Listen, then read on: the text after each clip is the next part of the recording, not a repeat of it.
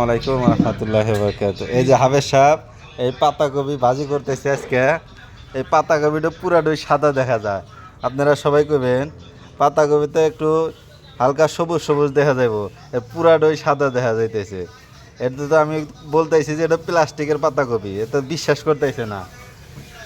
ফারুক ভাই, ওটা কি প্লাস্টিকের পাতাকপি না?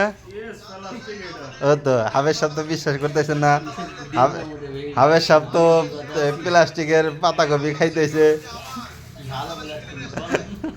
না না, জাল ঠিক আছে, জাল কাঁচামরিচ ঠিক আছে, ওটা ঠিক আছে। এই পাতাকপিটা তো এটা তো আমার আসলেই তো মনে হইতেছে যে এটা আসলে প্লাস্টিকের পাতাকপি।